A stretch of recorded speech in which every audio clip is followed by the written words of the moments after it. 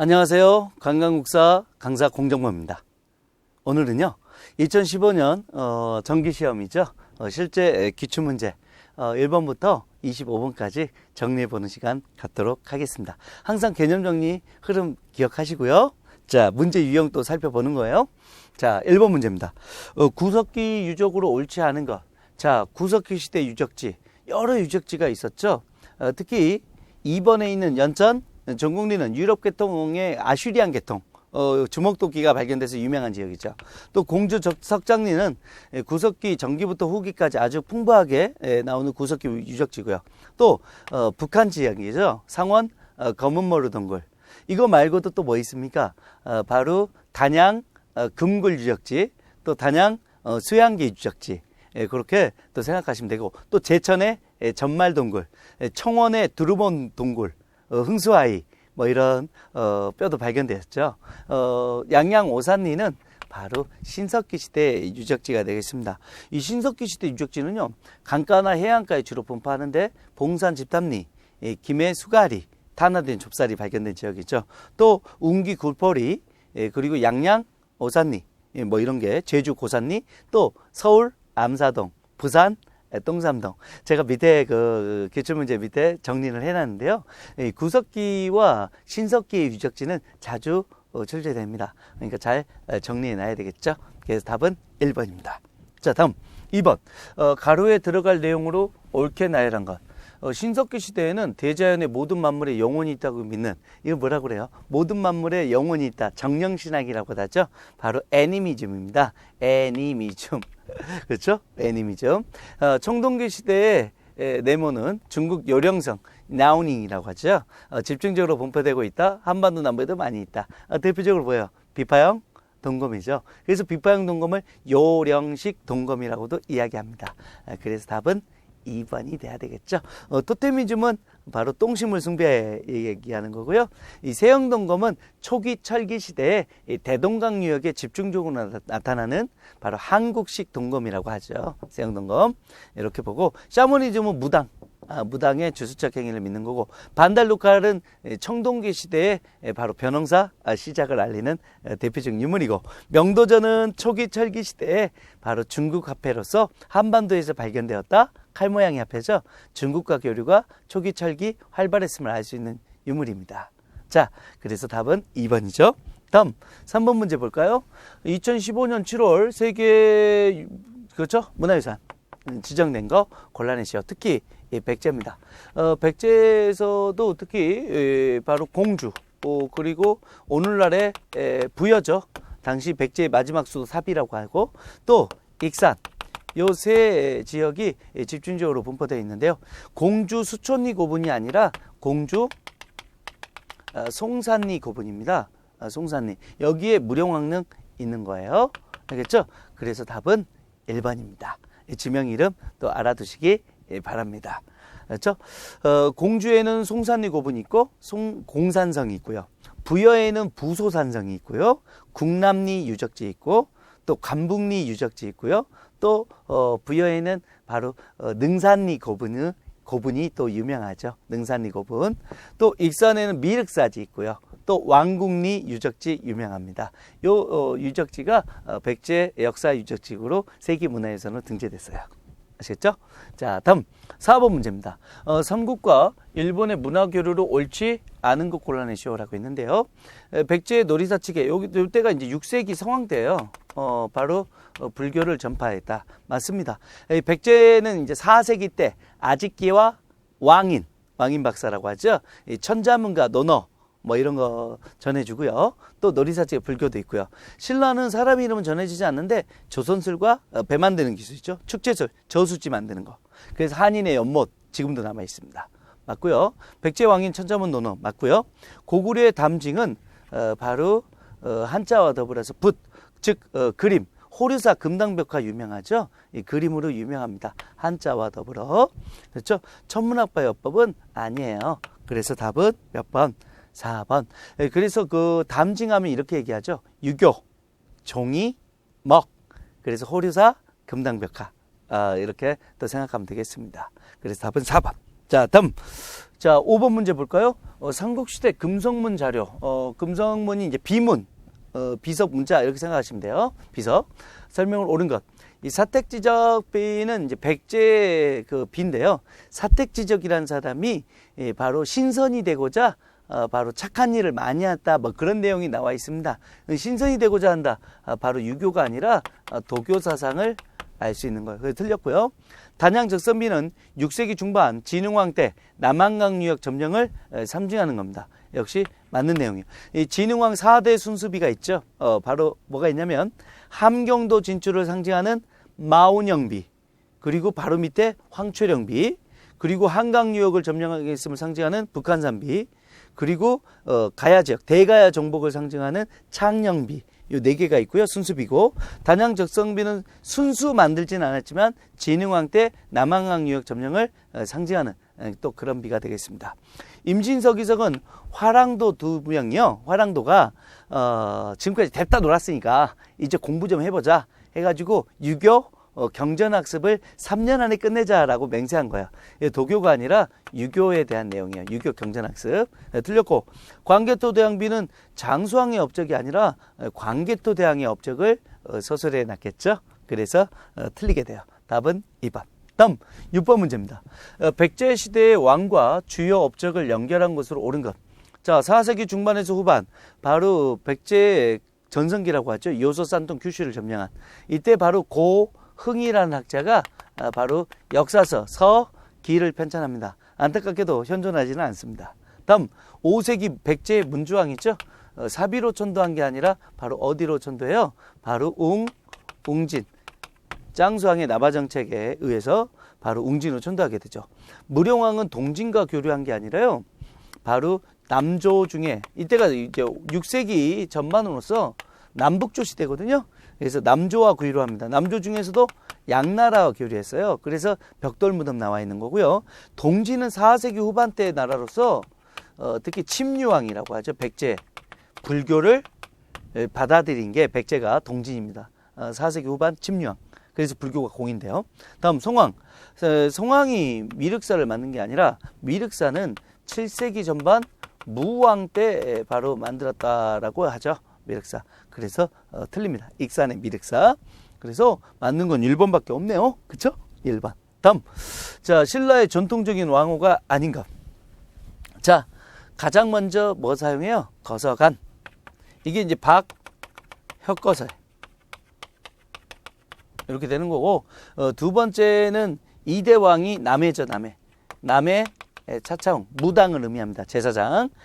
그리고 3대 바로 유리왕부터 이사금.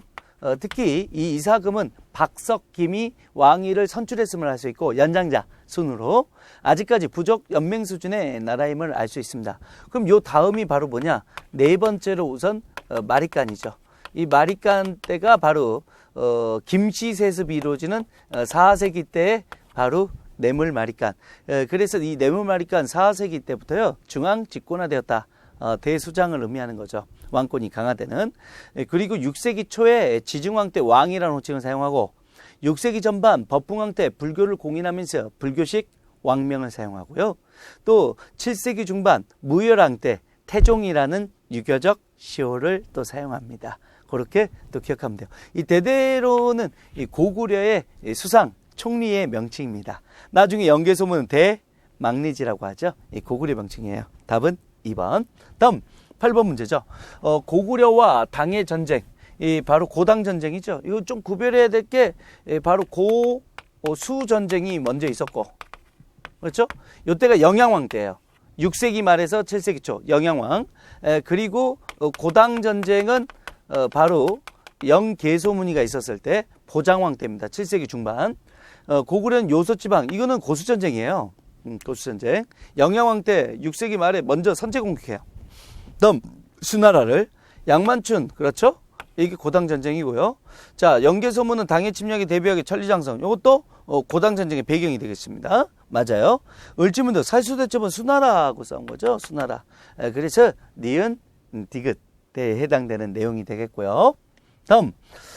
자, 이번에 9번 문제 볼까요? 고려시대 토지 종류와 그 대상, 과전.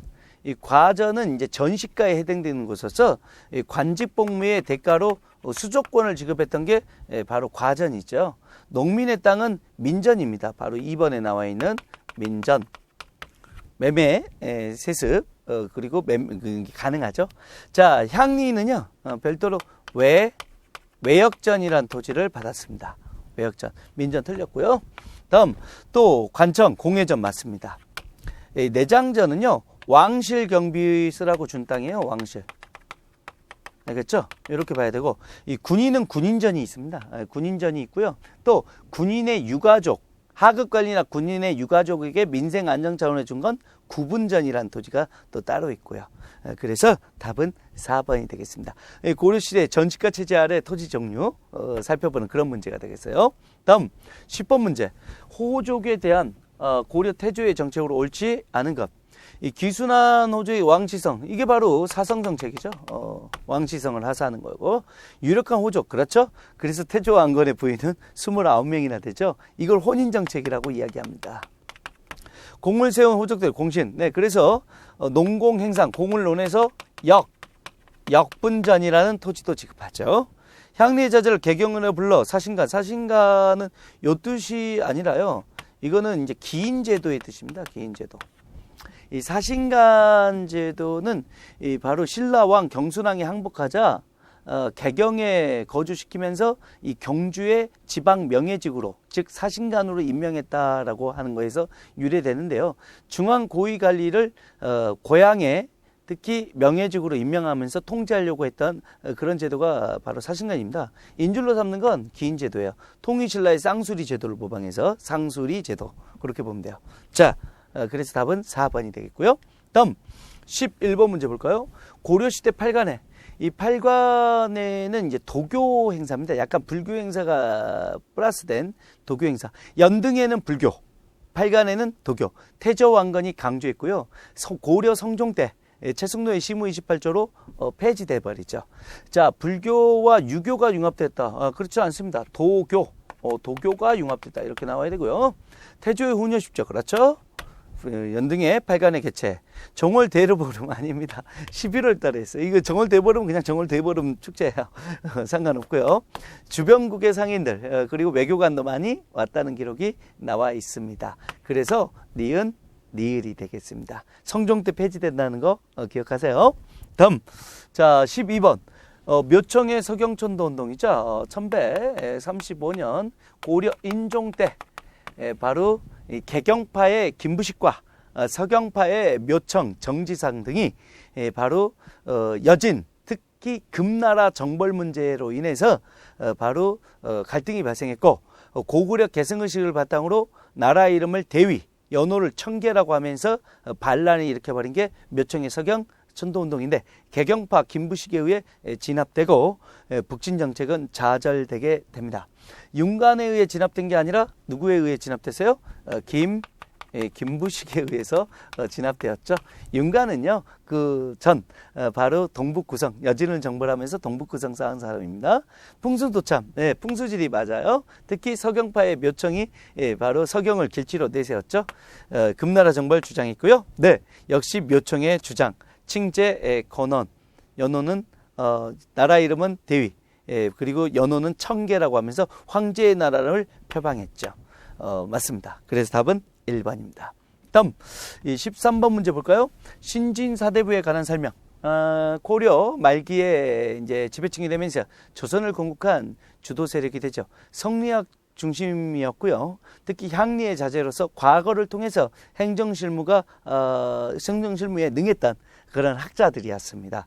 특히 혁명파와 온건파로 나눠지기도 하죠. 조선 건국의 주역 맞습니다. 특히 혁명파가요. 성리학 맞고요. 최고의 정치기 교정도 가면 최충원입니다. 최씨의 독재기구였죠. 무신직공기에. 답은 3번이 되겠고요. 공민왕의 개혁정치 과정에서 특히 공민왕의 성균관을 통해서 성장하게 되는 배경이 됩니다. 맞아요. 답은 3번. 다음 14번 문제 볼까요? 이 조선시대 관리 등용제도에 관한 설명으로 옳지 않은 것을 골라내시오라고 했어요. 자, 무과 예비시험으로 속과는요, 문과의 예비시험이에요. 문과. 그래서 크게 봐서 문과는 소과와 대과가 있었습니다. 이 대과를 일반적으로 문과라고 하는데요. 특히 소과는 생원을 뽑는 바로 그 시험과 명경과라고도 있고 그리고 진사를 뽑는 또 재술과가 있었는데 그 1차 시험 특히 초시와 복시 인구비례도 했습니다. 그게 예비시험 소과예요. 여기서 합격하면 성균관에 들어가거나 아니면 하급관리가 될 수 있고 이 대과인 문과를 응시할 수 있게 되었죠. 그래서 답은 1번입니다. 잡과는 분야별로 합격 전원이 있고 해당 관청에서 주관했고요. 과거 음서 있었어요. 문음이라고 하는데 이품 이상 하지만 고위관리로 조선시대는 등용되지 못합니다. 청거 추천도 있었습니다. 다음 권력의 집중과 부정을 방지하기 위해서 쌍피제 고향에 파견하지 않는 제도고요. 한 지역 안에 형제들끼리 그렇게 같이 존재하지 못하도록 한 게 또 쌍피제입니다. 쌍피제. 그렇죠? 이렇게 보면 되고 답은 1번.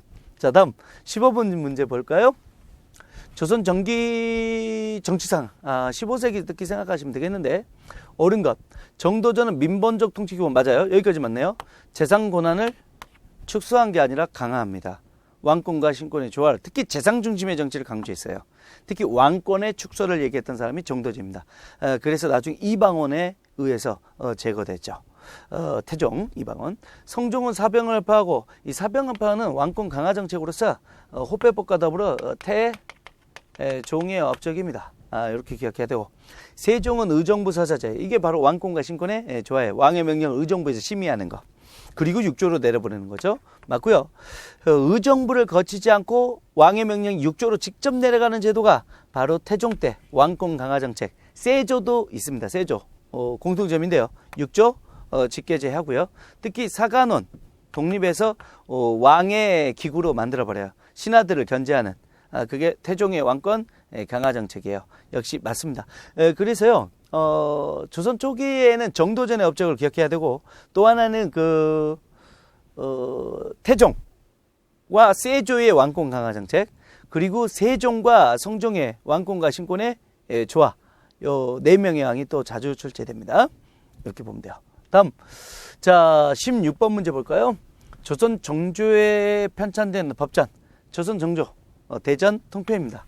왕권 강화 목적으로 만들어졌고 이 정조 바로 전에 영조 때 왕권 강화를 위해서 만든 18세기에 바로 법전이 속대전이고 이 경국대전은 바로 세조부터 편찬 시작해서 성종 때 완성되는 이 15세기에 바로 조선의 기본 법전이었죠. 이 대전회통은 바로 흥선 대원군 시절에 고종에 이제 섭정을 했죠. 대원군이. 그러면서 왕권 강화로 만든 게 대전회통 또 육전조례라는 법전도 있습니다. 자, 답은 3번이 되겠고요. 다음 17번 문제. 다음의 내용과 관련된 거. 조선시대 전국 팔도. 팔도의 도지사죠, 도지사. 누굽니까? 관찰사입니다. 이 관찰사를 같은 말로 감사라고도 부르죠. 그렇죠? 그래서 가명에 상주하는데요. 이 갑사는 누구냐면 갑사는 그 조선 전기의 중앙군으로서 직업군인 상비군을 얘기하는 겁니다. 그래서 풍계와 녹봉을 밟는 그러한 직업군인. 한마디로 초급 장교라고 생각하면 돼요. 3사는 사관원, 사원부, 홍문관의 왕권 견제하는 기구고요. 암행어사는 이제 왕의 명령을 이제 비밀리에 받아서 전국을 시찰하는 그런 사람이 암행어사죠. 답은 3번. 다음 18번입니다. 조선 전기 문화상. 조선 전기니까 이제 15세기 그때 상황을 물어보는 그런 문제예요. 조선 후기랑 구별하면 되는데 정관보 맞습니다. 15세기 세종 때 우리의 소리와 음을 정리한 책이 바로 정관보입니다. 자주적인 음악서적이죠. 향약 구급방은요. 특히 이 1232년에 강화도로 고려시대 천도하거든요. 이때 바로 대장도감이라는 한마디로 출판기구를 만들고 몽고의 침략에 대항해서 고려시대 여기서 만든 현존하는 최고의 의서가 바로 향약 구급방입니다. 그리고 이때 대장도감에서 제주대장경도 만들고요. 또 상정 고구매문도 바로 이 대장도감에서 만들어요. 이렇게 기억하면 되고 그러면 15세기에는 뭐라고 해야 되냐. 세종 때 향약 집성방이라고 해요. 집성방. 그리고 의방유치라는 백과사전 의학 백과사전도 만들어져요. 향약 집성방 의방유치. 판소리 탈춤은 18세기 서민문화의 성장이에요. 조선 후기. 오주연문장, 전상고. 요것도 조선 후기의 바로 백가사전입니다. 백가사전 19세기 때 쓰여진 거예요. 이거. 자, 요렇게 기억하면 되고. 그래서 답은 1번밖에 안 되겠네요. 그렇죠? 자, 다음 19번 문제입니다. 조선 후기 사회 모습에 관한 설명으로 옳은 것 골라내시오라고 있어요. 경제적으로 몰락한 양반, 네, 양반의 계층도 분화됩니다. 그래서 권력을 갖는 곤반과 지방 양반이 향반, 그리고 몰락한 양반, 잔반 이렇게 구성되는데 잔반도 있었어요. 다음 혼인 후 남자가 여자 집에 사는 것은 조선 고려부터 시작해서 조선 16세기까지예요. 처가살이 했죠. 17세기부터는 시집살이 합니다. 그걸 친영제라고 하죠. 친영제. 그래서 장자상속, 남존여비사상 아주 팽배해집니다. 그래서 틀렸고요. 그러면 분홍층이 공명첩, 그렇죠? 이 공명첩 관직 매매하는 거예요. 이름 비워놓고. 네, 맞습니다. 신분 이동 활발하게 전개되죠. 서울 출신들이 규장각의 검서관. 네, 이게 바로 18세기 정조 때 바로 첩의 자식인 서울들이 규장각 검서관. 유득공, 이덕무, 박제가 등이 서울 출신으로 정조 때 등용된 사람들이에요. 그래서 니을 맞습니다. 기역, 디귿, 니을이 돼야 되겠네요. 답은 4번. 자, 다음 20번 문제입니다. 조선 후기 인물과 작품이 바르게 연결된 거. 자, 강희안. 이 강희안 하면은 이제 15세기에 고사, 간수도, 여기 4번인 강희안 이거. 알겠죠? 바뀌었어요. 그래서, 이제 신선이 절벽 아래 이렇게 멍하니 있는 모습. 그게 고사간수도예요. 15세기 신선이.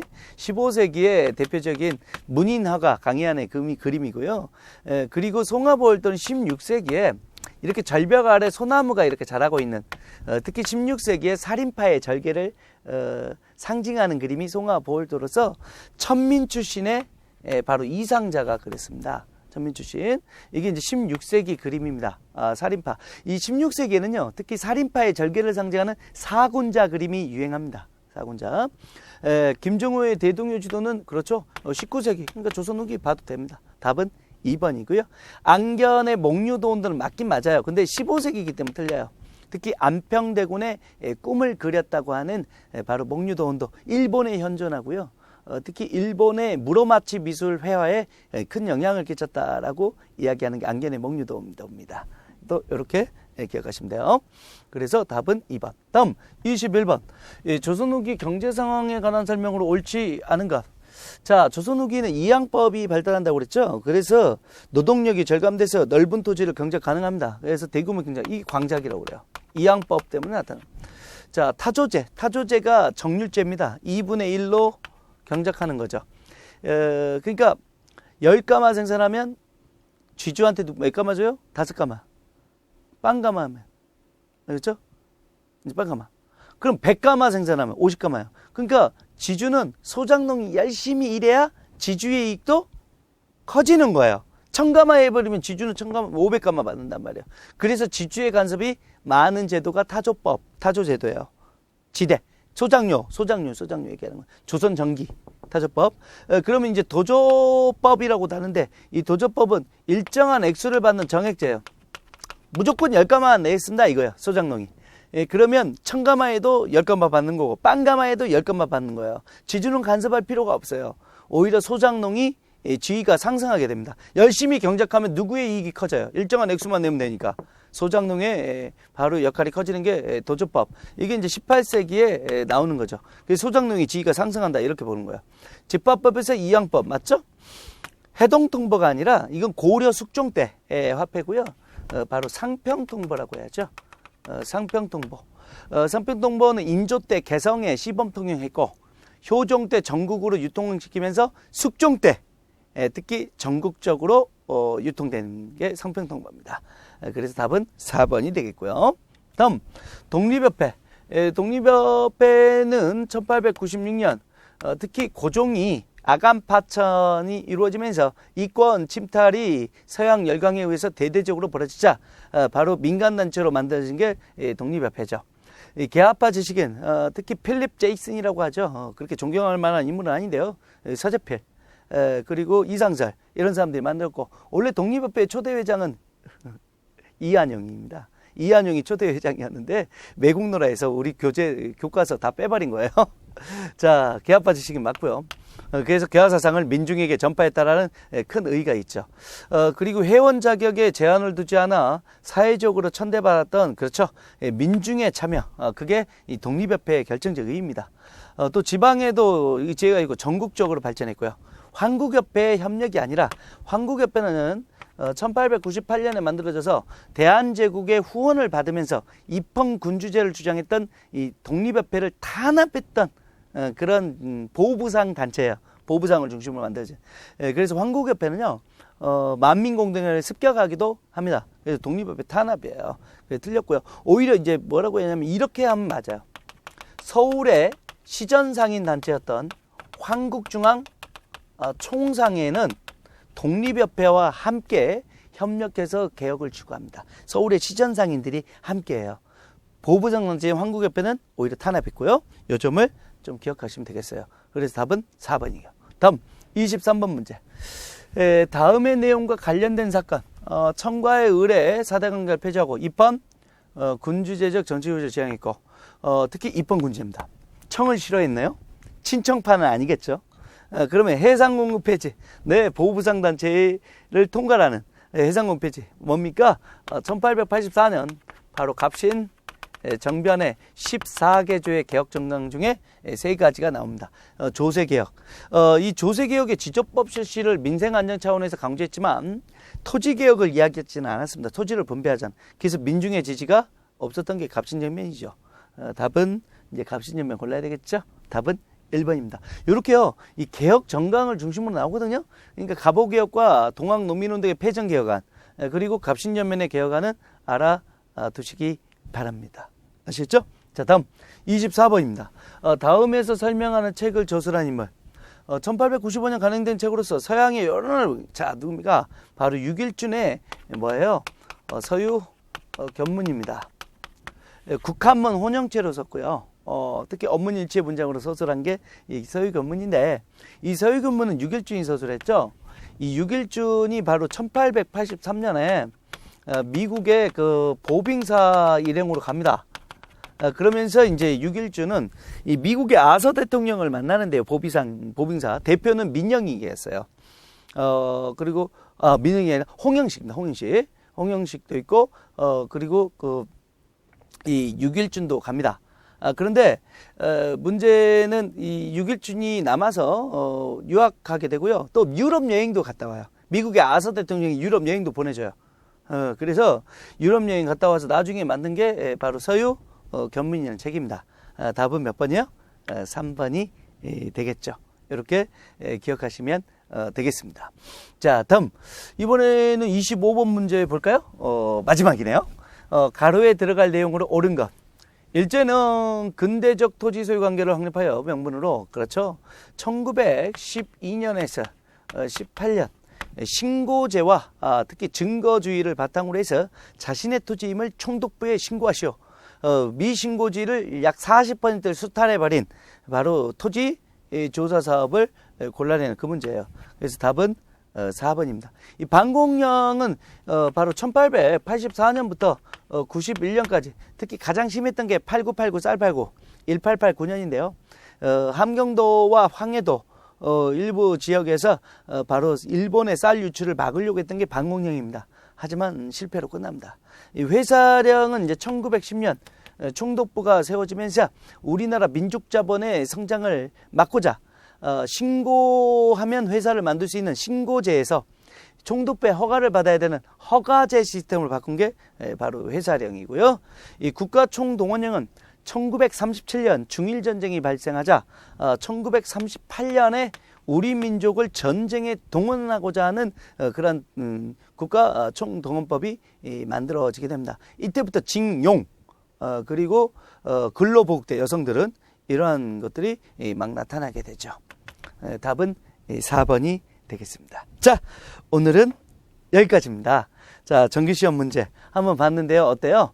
아주 어렵지는 않죠? 충분히 풀 수 있겠죠? 다시 한번 개념 정리하면서요. 특히 현대사 문제는 요즘 많이 내지는 않습니다. 그래서 일제강점기까지 중심으로 공부하면 되는데 특히 대부분의 문제들이 다 어때요? 흥선대원군까지입니다. 그리고 그 뒷부분은 개혁 정강들 중심으로 출제된다는 게 바로 포인트예요. 그러니까 조선 후기까지 열심히 공부해 놓고요. 그 뒤 흥선대원군부터는 이제 세부적인 내용보다는 크게 사건 중심으로 이모군란, 갑신혁명, 갑오개혁, 동학농민운동, 또 독립협회 이렇게 공부하시면 될 것 같아요. 자, 오늘 하루도 수고하셨습니다. 고맙습니다.